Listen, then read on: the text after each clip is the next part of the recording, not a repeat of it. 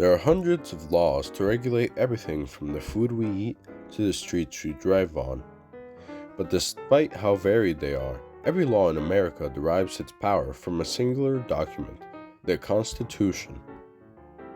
The very first section of the very first article of the Constitution gives Congress legislative powers, otherwise known as lawmaking authority. The Constitution also provides for the functions of government and for many civil rights and liberties.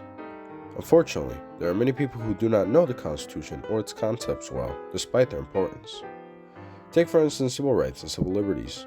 Both are extremely important in America and in the Constitution, but the two terms tend to be used interchangeably because many people don't know what they each mean. To clarify, a civil right is a right which the government enforces in order to assure equality for all, while a civil right is something that people can do that the government cannot restrict people from doing to a certain extent, i.e., a civil right would be someone's right not to be discriminated against in a workplace, and a civil liberty would be something like free speech. Speaking of free speech, the First Amendment guarantees this civil liberty, but if this is true, then why can't people run around yelling threats or obscenities? Well, did you notice how I emphasized to a certain extent when talking about civil liberties? This is because civil liberties can have restrictions based on how past court cases have decided to restrict them. For context, Marbury v. Madison, 1803, established that the judicial branch, which is composed of the United States courts, has the power of judicial review, allowing it to interpret the Constitution to declare laws unconstitutional if they clash with the Constitution.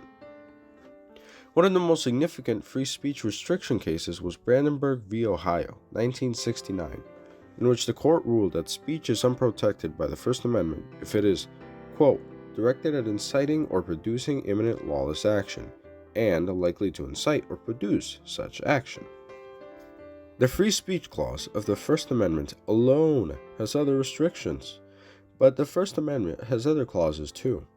The Free Exercise Clause, which grants the freedom of religion to a certain extent, the Establishment Clause, which prevents the government from establishing an official religion, the Free Press Clause, which allows for freedom of the press to a certain extent, the Assembly Clause, which allows citizens to peacefully assemble, and lastly, the Petition Clause, which allows citizens to petition the government. As you can see, free speech is not as simple as it may seem at first, and neither is the First Amendment as a whole. With this in mind, let's return to the lawmaking process. Admittedly, the way the Constitution introduces lawmaking is fairly simple, but even the more well-known parts of making and passing bills, which is the proposal of a law yet to be passed, is not nearly as short and sweet. Consider the process of passing bills. Many people know that the president has the power to veto a bill passed by Congress. This power is outlined in Section 7 of Article 1 of the Constitution, but it is less well known that Section 7 also gives Congress the power to override said veto with a 2/3 vote in each house after reviewing it along with the president's objections to the bill. Additionally, the president can essentially veto by doing nothing. This is known as a pocket veto.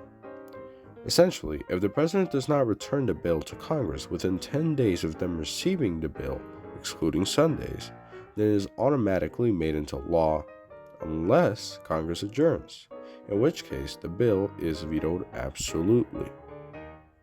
As you may have learned in this video, there are many myths and common misconceptions which propagate when people don't research before spreading them.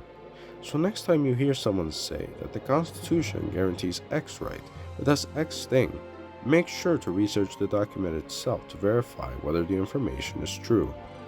Thank you for watching, and goodbye.